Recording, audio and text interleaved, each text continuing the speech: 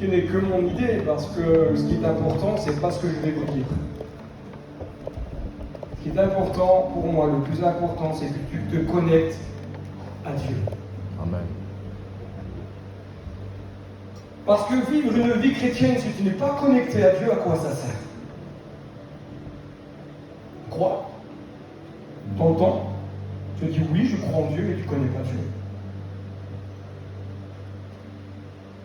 Le diable croit en Dieu. Et pourtant, il n'est pas connecté à Dieu.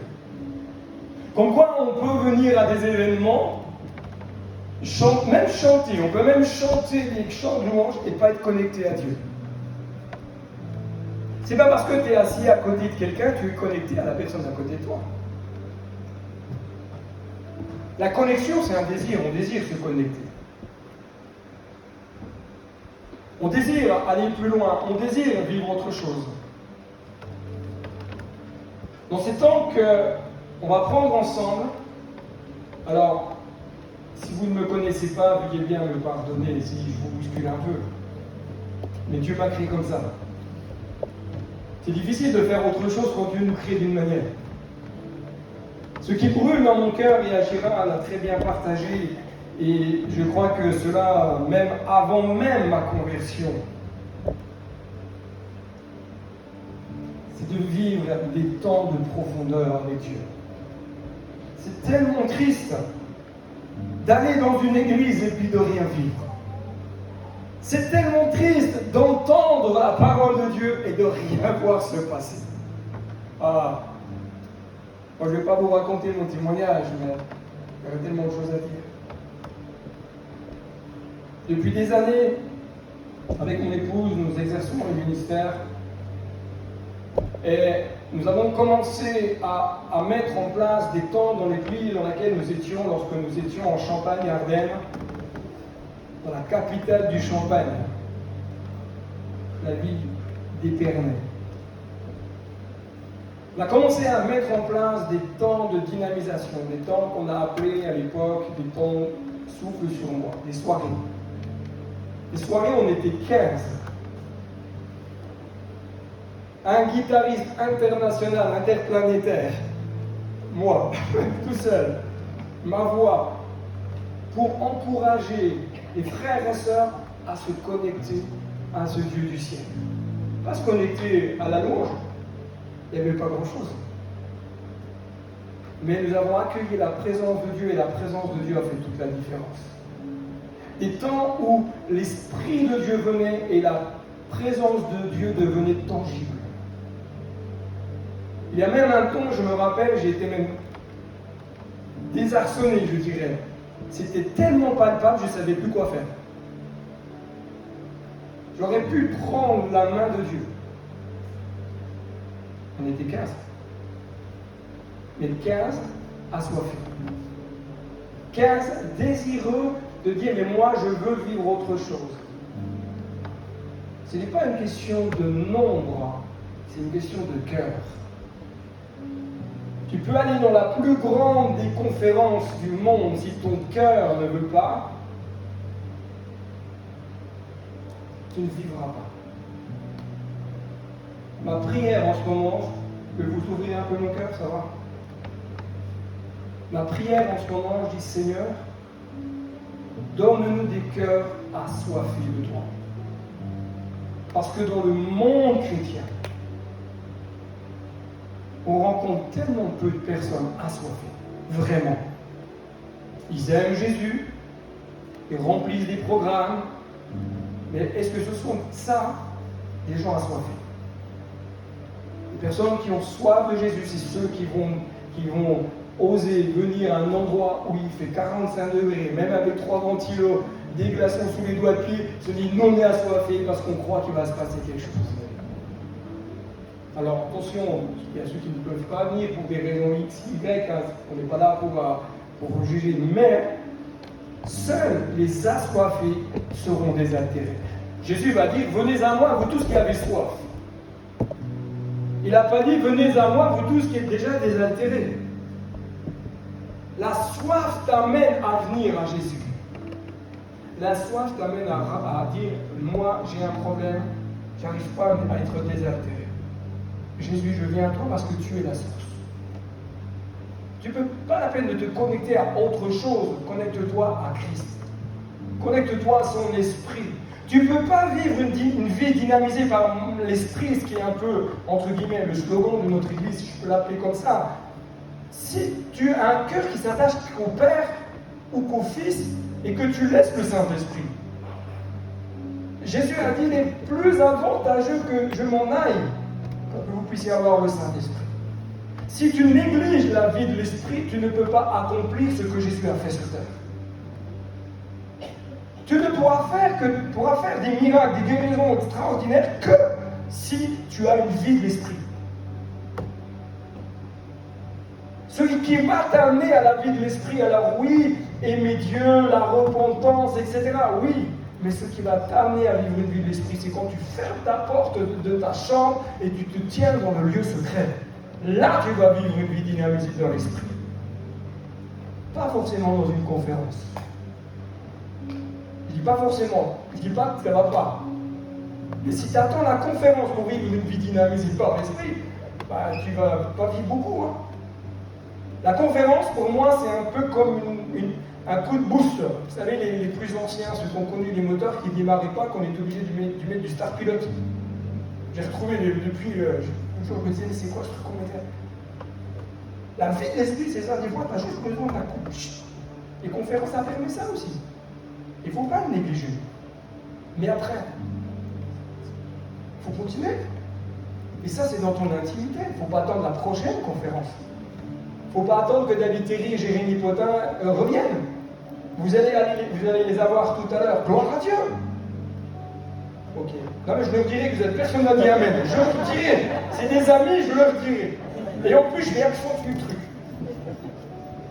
Ce que je vous propose, c'est pas d'entendre un temps d'enseignement, je ne suis pas là pour ça. Mais comme vous avez amené vos Bibles avec vous, on va ouvrir la parole de Dieu. Ésaïe chapitre 54. Alors, pas le droit d'avoir une Bible numérique, hein. Bon, je ne sais pas si tu seras sauvé autant, mais bon, c'est pas grave. Ésaïe 54. Vas-y, je cherche avec moi Ésaïe. Si tu es à côté de Matthieu et Jean, c'est pas par là, c'est un petit peu avant. Ésaïe 54. Ça va? Vous avez trouvé Ésaïe 54? Dans le livre dans les prophètes. D'accord? Ésaïe 54. Je vais lire sur ma tablette parce que j'ai une version différente sur ma tablette, mais j'ai ouvert Ésaïe 54. Alors, pour montrer quand même que je sais encore lire la Bible, parce qu'aujourd'hui, avec le numérique, en tout cas, Dieu, à travers du prophète, il va dire ceci. Ne pensez plus au passé. Ne vous préoccupez plus de ce qui est derrière vous, car je vais faire du nouveau. On le voit déjà apparaître. Vous saurez bien le reconnaître. Oui, dans le désert, je vais ouvrir un chemin. Dans les lieux arides, je vais faire couler des fleuves. Et là, tu dis à ton voisin, Amen. À travers le prophète Ésaïe, Dieu va dire ceci, ne pensez plus au passé. Arrêtez de vous préoccuper de ce qui est derrière.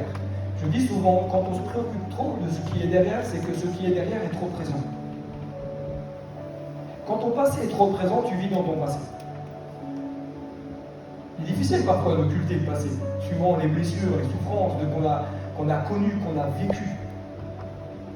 Mais le verbe penser.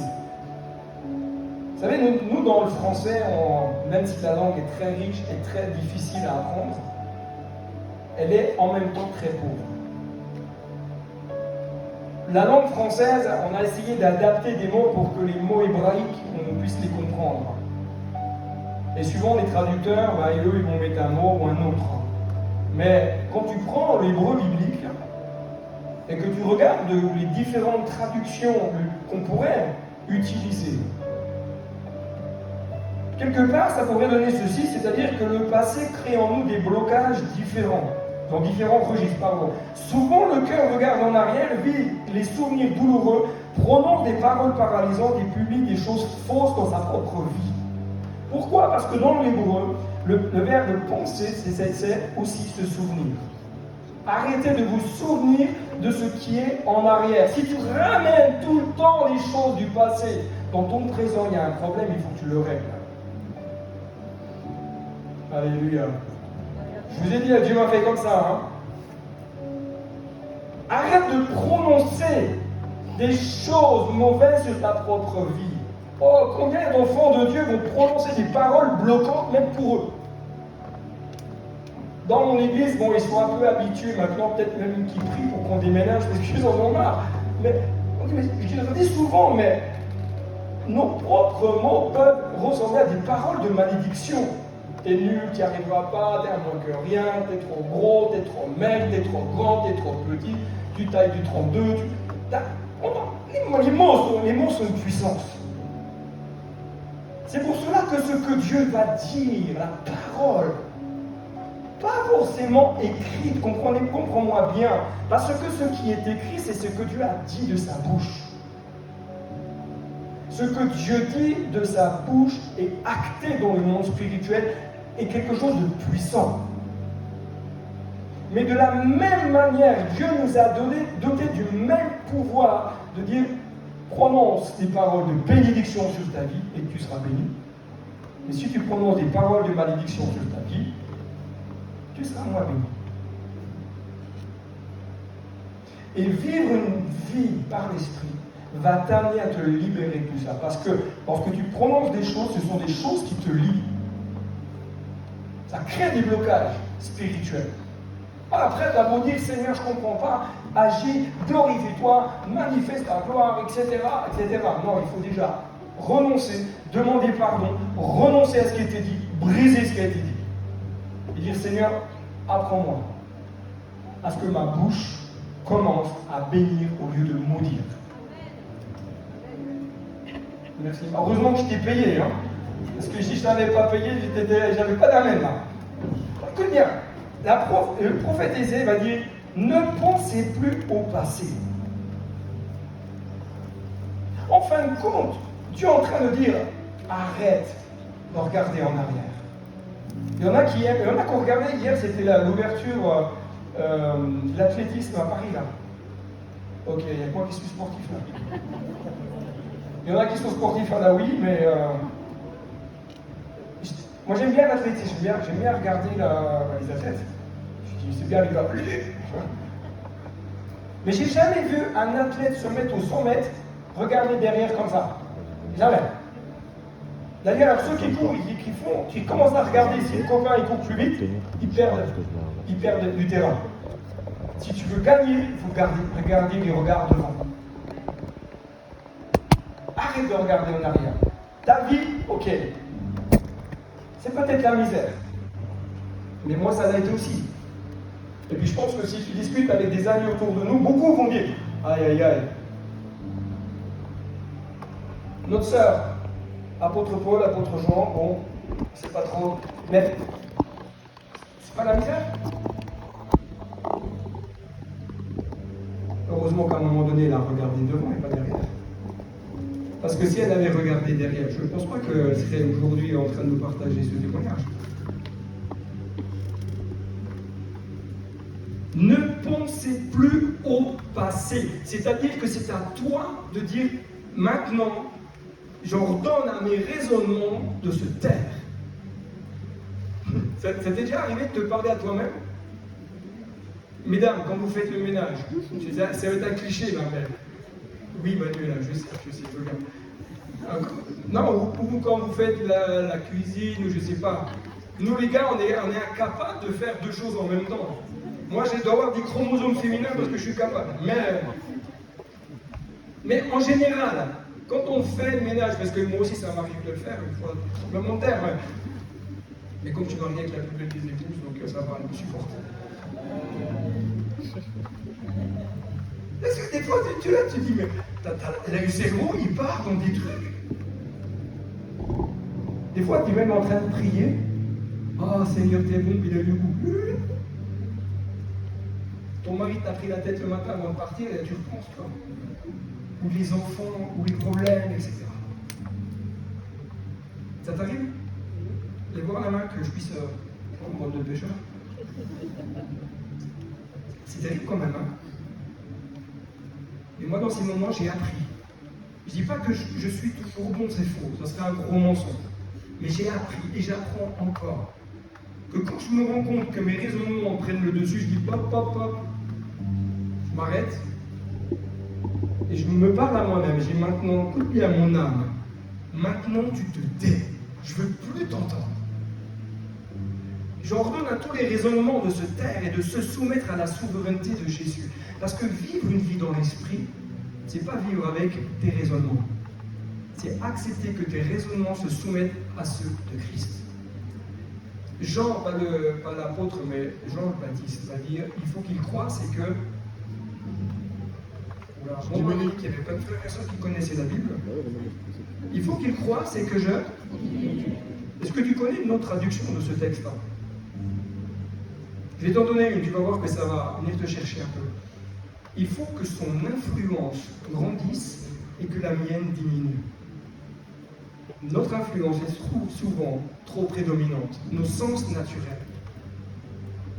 Vous êtes esprit, vous avez été créé esprit. D'abord, dans l'éternité de Dieu, c'est votre esprit que Dieu a créé, pas votre corps. Votre esprit a été envoyé sur terre, mais il existait de toute éternité. D'accord? Vos sens naturels sont malheureusement, je dis, influencés par les raisonnements de ce monde. C'est pour cela que les sens naturels souvent prédominent. Mais nous devons apprendre à vivre avec notre esprit et par le Saint-Esprit. Il faut que nos raisonnements, les miens les premiers, mon épouse peut vous le dire, hein, il y a 32 ans qu'on est bientôt 33 ans ma chérie. Oh. Vous avez le droit d'applaudir. Hein. Allez, ça fait 33 ans qu'elle me supporte. Mes sens naturels ont besoin de se soumettre. Ne plus penser comme j'ai envie de penser. Ne plus regarder les choses comme j'ai envie de regarder. Ne plus écouter les choses comme j'ai envie de les écouter ou dire, même toucher. Tes sens naturels doivent se soumettre au sens spirituel. Et pour cela, il faut vivre une vie dans l'esprit. Le prophète Ésaïe continue en partageant cette parole de Dieu, car je vais faire du nouveau. Dieu fait toutes choses nouvelles. Il y a un renouveau. Si tu t'appuies sur l'expérience que tu as vécue avec Jésus en 1830, ben c'est pauvre. Hein? Tous les jours. Il y a un texte d'ailleurs qui dit que les bontés de Dieu se renouvellent chaque matin. Mais Dieu est Dieu. Dieu n'a jamais de baisse dans le niveau qu'il est. Alors pourquoi la Bible me dit que les bontés de Dieu se renouvellent chaque matin? Si Dieu est constant, parce qu'il est éternel. What is the question? Ça vaut de répondre. Pourquoi il est écrit les bontés de Dieu se renouvellent chaque matin? Parce que c'est à toi d'aller dans l'intimité de Dieu pour que les bontés de Dieu se renouvellent en toi. C'est pas les bontés de Dieu, c'est pas Dieu dans ses bontés qui se renouvellent. C'est toi qui as besoin que les bontés de Dieu se renouvellent dans ta vie. Et ça, c'est possible dans l'intimité de l'esprit. Dans le désert, je vais ouvrir un chemin dans les lieux arides. Si je peux demander à l'équipe de louange, je vous ai fait descendre pour remonter, mais c'est bien. On a eu le temps d'aller voir un petit peu, je pense. Le mot désert peut être traduit, écoute-moi bien ceci. Moi, quand j'ai vu ça, j'ai dit « Oh !» Le mot désert, c'est aussi le mot bouche. Dans l'hébreu. Nos déserts, parfois, viennent de notre bouche. Dis à ton voisin. Non, rien. Le désert, parfois, dans lequel on est, vient parce qu'on a dit des choses. Prononcer des choses. Non, pas critiquer les autres, ça ne vous arrive pas, donc je ne peux pas en parler. Il y a des déserts qu'on va traverser dans nos vies, même dans nos finances, parce qu'on a dit des choses qu'il ne fallait pas dire. Il y a des entrepreneurs parmi nous. Amen. Il reste des entrepreneurs. Ne prononce jamais des pertes de contrat. Jamais. Dieu est celui qui pourvoit. Dieu est celui qui va bénir au-delà de ce que tu penses et de ce que tu imagines. Que Dieu te donne la prospérité dans tes finances. Dans le désert, Dieu ouvre un chemin. Il ouvre une nouvelle voie. Il y a dans le désert un renouveau. Moi, un jour, quand j'ai lu le passage du prophète Ésaïe, vous savez, quand il va dans la caverne, ça c'est un passage qui concerne les gars. Messieurs, quand tout va mal, qu'est-ce qu'on fait? On s'enferme dans nos cavernes. Ça, c'est les francs-comtois. Je vais vous faire maintenant les Sparnassiens, les gens des Périens. Oui, on est compte, c'est la même chose. Les gars, quand on va pas bien, quand on déprime, on va s'enfermer dans nos cavernes, on ne parle plus. Puis là, tu as ton épouse qui dit, ça va mon chéri? Qu'est-ce qu'il y a qui ne va pas? Le langage est très limité, on a l'impression qu'on a perdu un vocabulaire. Mais ça, c'est le propre de l'être humain. Nous, les mecs, on a à apprendre à faire comme il y a, à sortir et à écouter. Parce que Dieu ne se manifeste pas dans le feu, non, dans une douce brise légère. Mais quand Dieu va faire ce temps de visitation avec le prophète Élie, j'étais surpris quand j'ai lu le texte. Je n'avais jamais fait attention avant. Dieu lui dit, ok, maintenant que tu as eu la révélation, tu retournes et tu repasses par le désert. Mais attends, j'ai envie de dire, mais Seigneur, je suis déjà venu parce que j'étais dans un moment difficile et ça m'a amené dans le désert, j'ai demandé la mort, et là tu me redemandes de passer dans le désert. Tu sais pourquoi? Parce que Dieu veut que tu te confrontes à tes difficultés, pas que tu y fuis. Ne sois pas un fuyard. Traverse ton désert avec le Saint-Esprit. Le Saint-Esprit, c'est cette dimension du ciel qui va te donner la force de tenir dans ton désert. C'est pas juste pour faire, comme je le dis dans mon langage, bien à moi. C'est pas fait pour Shabbalah, Shabbalah. C'est pas ça, le baptême dans l'Esprit. Le baptême dans l'Esprit, le baptême de puissance, il est là pour faire de toi un témoin. Amen. Alléluia quand même. Faire de toi un témoin et t'aider à avancer dans les moments les plus compliqués de la vie. Te donner la force, le courage, t'inspirer, te guider, te faire naître en toi des rêves, des projets, t'aiguiller, t'alerter, te donner cette onction qui vient du ciel pour exercer ce à quoi tu es appelé. Donc vraiment, moi je vais prier pour David et Jérémie après parce que lui il est pauvre. Des fleuves vont couler dans le désert. Sandra Tubi, que tu connais, a dit ceci, bon c'est un peu avec mes mots, elle ne le répétera pas, parce que souvent elle m'en rappelle après. Je sens que c'est à peu près comme ça, que de ta misère, Dieu va en faire un ministère. De ta misère, Dieu va en faire un ministère. Parce que quand on est passé par des moments difficiles, on est les mieux placés pour pouvoir aider les autres. J'ai été touché par un cancer, donc je comprends très bien la sœur. Moi j'ai été touché à 30 ans. Mais de ma misère, Dieu en a fait ce que je suis aujourd'hui.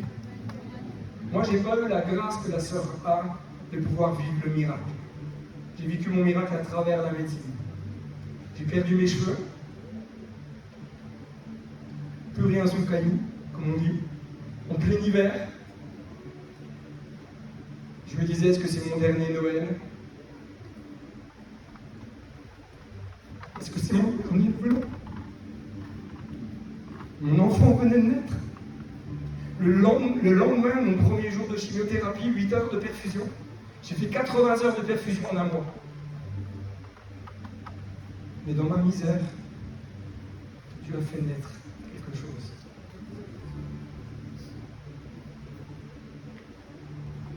Si tu n'as pas la puissance du Saint-Esprit dans ces moments-là, c'est la misère.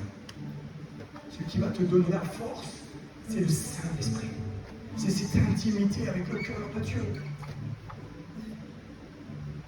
On passe tous par des moments de galère. On passe tous par des moments où on dit mais c'est pas possible. Je suis chrétien, j'aime Dieu, je vais à l'église, j'essaie de faire tout ce que je peux. Et je suis quand même la tête dans la boue. Mais parce qu'il y en a un qui sait qu'à travers toi, Dieu va faire quelque chose. Et ça te dérange. C'est bien ceci, de ta souffrance, Dieu veut faire fleurir des arbres fruitiers. De ta souffrance. Et l'émondage, c'est toujours dans la souffrance et jamais dans la joie. Ah, j'aime pas trop quand tu viens nous émonder notre caractère. Ça, c'est toujours les gars. Nous, les gars, ah, Jésus. Comme dirait mon ami Saïdou Gibou, Jésus, Marie-José Pérec. Je dis, Seigneur, nous, les gars, dans le caractère, oh, je dis, Seigneur, ta grâce, aime-nous encore. Aime-nous encore. Pour que je puisse aimer comme toi tu aimes. Vous savez, quand on est pasteur, on apprend à aimer des gens. Ouh! Oh là là! Il faut être mort à soi-même des fois. Mais j'aimerais te dire que ça ne concerne pas que les pasteurs, puisque Jésus va dire à quoi on reconnaît un disciple? À l'amour qu'on a les uns pour les autres, à l'amour ardent. Donc ça ne concerne pas que les ministères. Hein. Tu dois aimer jusqu'à la mort de soi-même. Hein. Alléluia. Je ne sais pas pourquoi les meilleurs gardeurs conjoints. Du sec, du désertique, Dieu veut faire inonder sur toi des fleuves d'amour. Des fleuves abondants à... Oh là là. Ça c'est parce qu'on a travaillé tard hier. Abonderont dans ta bouche. Écoute bien pourquoi je dis ceci, parce que là on va prendre un temps et on va vivre un temps ensemble. J'ai pour habitude, et je bénis l'équipe qui a accepté d'être là. On fonctionne ensemble et ça marche très bien. Tenez les soirs, je vous donne ce qui vous appartient. Alors, pourquoi je dis cela? Parce que vivre une vie dans l'esprit, c'est pas juste rester assis comme ça et d'attendre, et ok, tu lèves les yeux au plafond, puis là tu te rends compte qu'il y a des tâches. Tu dis bon, c'est quand même pas terrible ici, hein. Et moi je vois au-delà. Je vois au-delà de ça. Là, ce que je vois en ce moment là dans le ciel, je vois qu'il y a un réservoir d'eau qui est déjà prêt à se déverser sur toi. Amen. Jésus va dire ceci, que des fleuves d'eau vive vont jaillir de où? Il y en a qui disent de leur sein. De leur sein. Ça se situe où ça? Là. Les entrailles. Parce que c'est le siège du Saint-Esprit. Le Saint-Esprit, lorsque tu acceptes Jésus dans ta vie, il vient là. Et il te transforme de l'intérieur. Avant de transformer l'extérieur. D'accord? Quand on a donné notre vie à Jésus, qu'on lui a demandé pardon, le Saint-Esprit est venu faire sa demeure. On est le temple du Saint-Esprit. Je ne parle pas de baptême dans le Saint-Esprit, je parle de nouvelle naissance, d'avoir accepté Jésus. Et il y a quand laissant Jésus régner que le Saint-Esprit vient et vient faire ce que personne d'autre ne peut faire, guérir nos entrailles. Mais Jésus va dire que les fleuves vont jaillir de ton sein. Pourquoi? Parce que tout est là. Il y a l'abondance en toi. Il suffit de laisser jaillir et ça va saillir par quoi? Par ta bouche. Ton langage va changer. La manière dont tu loues va changer. La manière dont tu adores va changer. La manière dont tu vas prier va changer. Oh, honnêtement, j'étais pas quelqu'un qui aimait la prière. C'était plutôt là, le genre de réunion, je venais parce qu'il fallait venir, mais alors, oh, qu'est-ce que je trouvais ça long. Oh. Puis des fois, moi j'entendais des gens prier. Mais je disais, mais moi jamais je peux prier comme ça.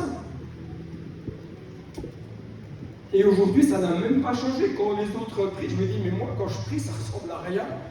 J'ai l'impression que c'est des chiffres et des lettres, mais tout est à l'envers chez moi. Et on a une prière, c'est introduction, premier point, développement, deuxième point, développement, conclusion, la thèse, l'antithèse, la prothèse, tout y passe. Et moi, quand je prie, ça ressemble à rien. Mais tu sais quoi? J'ai appris à aimer prier parce qu'à un moment donné, j'ai réalisé que Dieu n'en avait que faire de savoir si je mettais les lettres dans le bon ordre. Ce que Dieu voulait avoir avec moi, c'était une intimité. Et que quand la prière arrivait au ciel, il mettait tout dans le bon ordre. C'est pour cela que j'entends très peu prier à voix haute. C'est pas parce que je n'ai pas de problème de timidité. Mais c'est parce que j'ai peur que les autres après ils consomment, voyez. Mais j'ai appris à aimer la prière. Pourquoi? Parce que j'ai appris à laisser le Saint-Esprit prendre sa place. Et à commencer à cultiver une intimité avec le Saint-Esprit. Et dire Saint-Esprit, que ça jaillisse. Que lorsque je commence à intercéder, ce ne soit pas ma tête qui intercède, mais toi à travers moi. Et quand je prie en langue, Paul va le dire, quand tu pries en langue, ce n'est pas pour les autres, c'est pour toi. Tu t'édifies toi-même. Alors n'arrête pas de prier en langue. Si tu as déjà entendu des enseignements qu'il ne faut pas prier en langue dans les églises, c'est pas biblique. Paul va dire, je prie plus que vous. En langue, je prie plus que vous. Il ne dit pas qu'il faut casser les oreilles aux autres. Non, mais prie en langue. Quand tu es à ta place, et tu es là et tu pries en langue jusqu'à ce que ça jaillisse. Ne limite pas, ne sois pas le robinet qui empêche le fleuve de Dieu de couler. On a freiné la vie de l'esprit avec des enseignements erronés comme cela, vous savez. Moi je balance maintenant. Moi je balance. Ceux qui ne sont pas d'accord, tranquille, mais moi je balance. Pourquoi? Parce que je vois trop de frères et sœurs être en souffrance dans leur vie. Je me dis, mais je ne comprends pas, il y a des blocages. Eh bien si tu as des blocages, prie en langue. Prie en langue. Quand je vais dans mon bureau à l'église, je me mets dans... Moi, je suis quelqu'un qui prie en marchant. J'aime bien marcher, j'aime bien prier. Donc, je fais les deux. Quand je vais me balader dans les bois, si vous me suivez sur les réseaux, des fois, je fais des vidéos, je suis dans les bois. Et parce que ça fait peut-être 1 heure déjà que je suis en train de marcher, que je prie, et que je prie. Et je suis là, je marche, et je suis comme ça, et je ne suis pas en train d'essayer de dire, attends, quel mot il faut que je mette, non,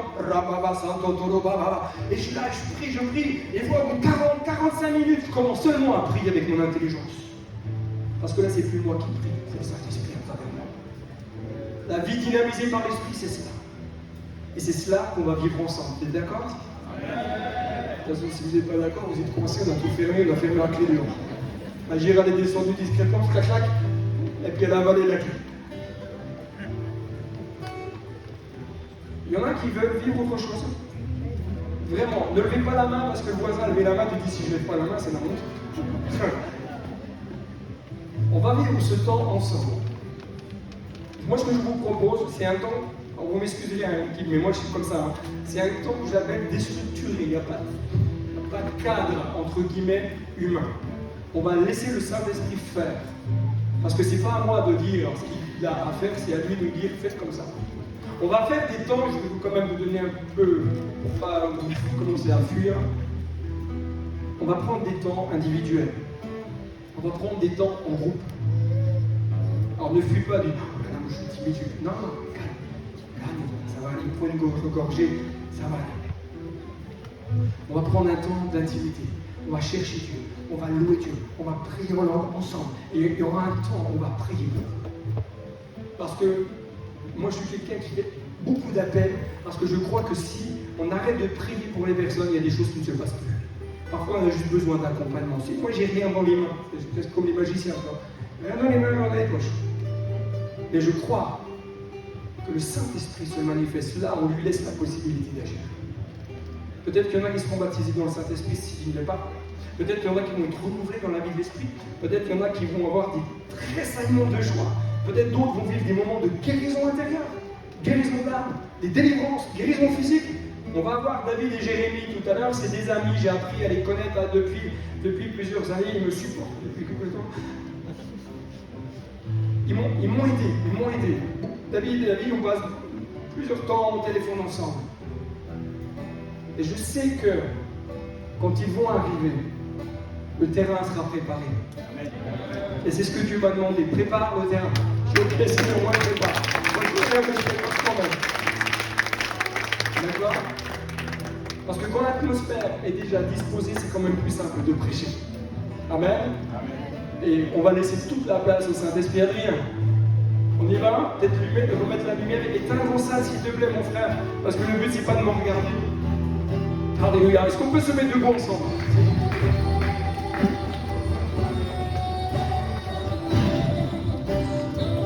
Enfant de ce chant qui dit Esprit de Dieu règne. Ramava Santo Tobalaba.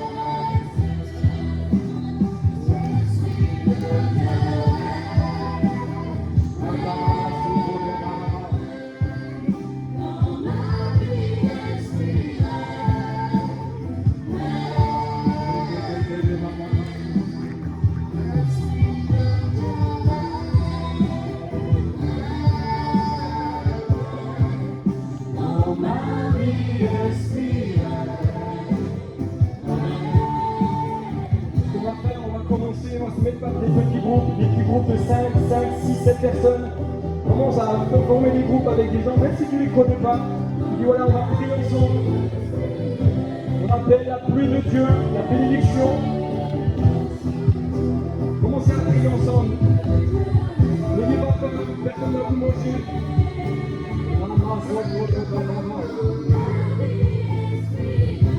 Le que l'on va continuer sur le chant.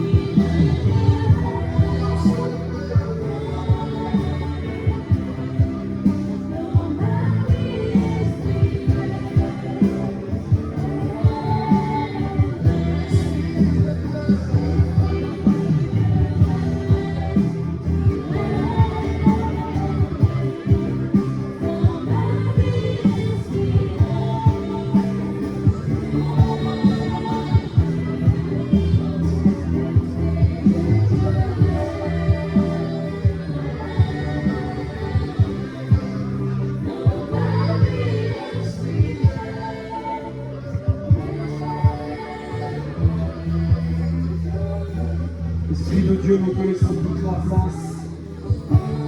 Esprit de Dieu, souffle, passe, près des rangs et des groupes. Agis, Seigneur, prends toute la place. Nous nous attendons à toi. Nous te laissons agir comme tu veux. Que tu puisses opérer dans la profondeur des cœurs. Que tu puisses agir en profondeur, libérer, restaurer, agir. Père, baptise de l'Esprit. Renouvelle dans cette dimension du ciel. Que l'amour du Père vienne vous toucher. Que l'amour de Jésus vienne vous inonder. Qu'une pluie du ciel commence à descendre. Ramasse la gloire, la gloire, la gloire. Que la gloire se manifeste au milieu de nous. Par des signes, par des miracles, par des prodiges.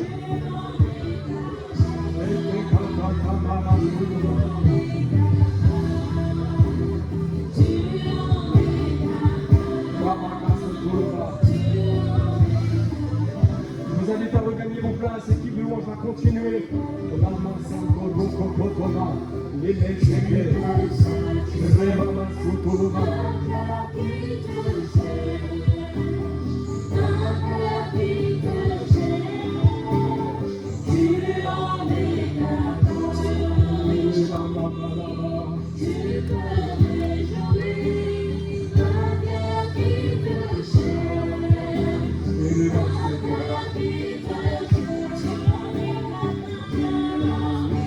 Le feu de Dieu descend.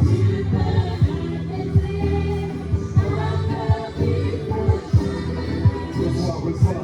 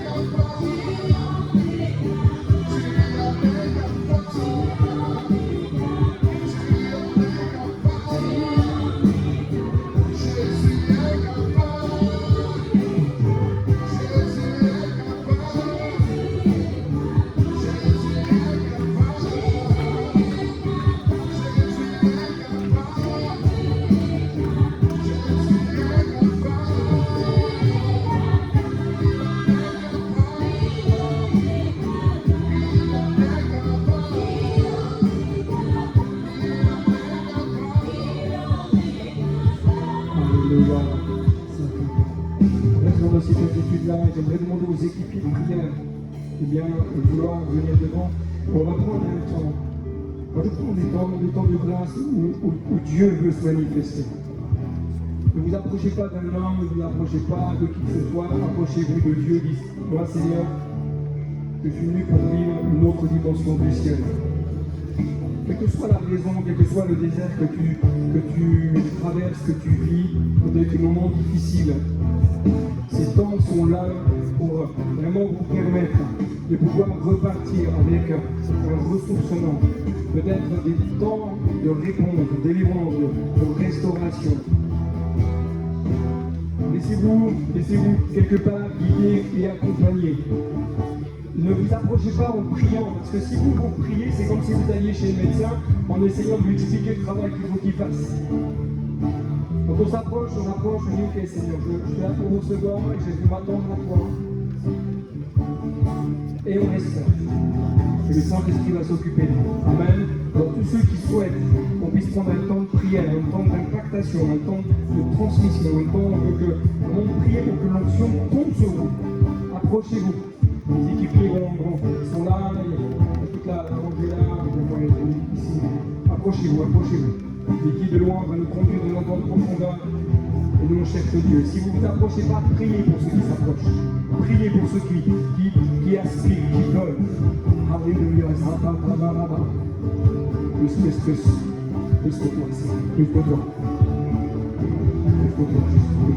que toi, plus que toi.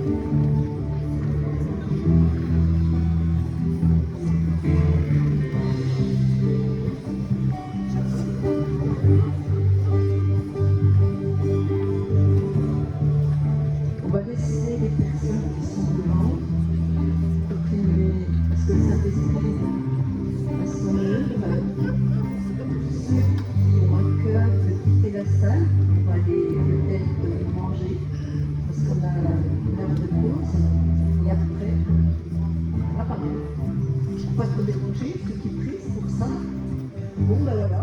Donc, la première partie prend fin. Donc, on a appelé à pouvoir circuler, aller manger quelque part. On va tirer du sac si vous avez pensé à ça. Et puis, donc, nous reprendrons à 18h. Et voilà. Donc, soyez bénis. Et puis, on reste à votre disposition. Hein, si encore besoin de prière, n'hésitez pas. On est là pour vous. Soyez bénis.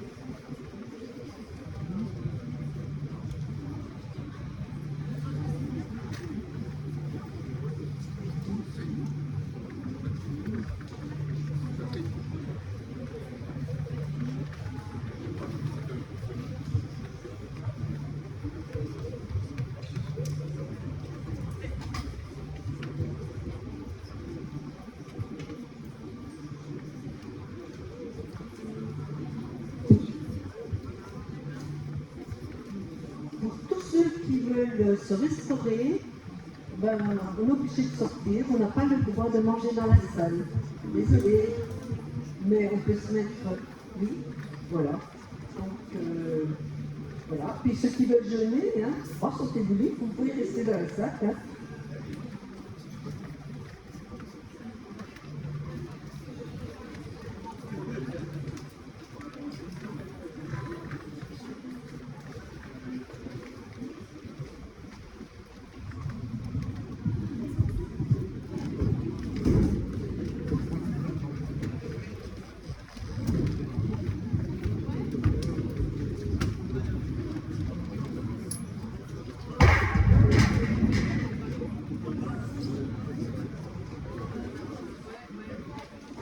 Pour ceux qui ont des repas tirés du sac, il y a le hall en bas, tout en bas. Au rez-de-chaussée. On peut se mettre là, pas de problème.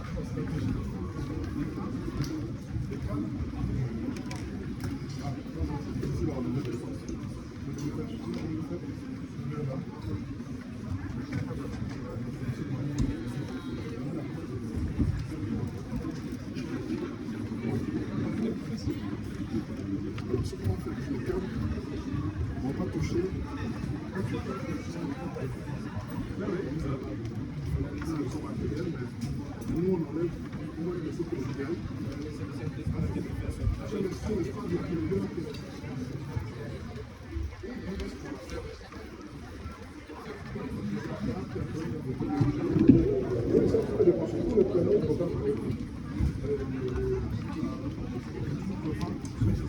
La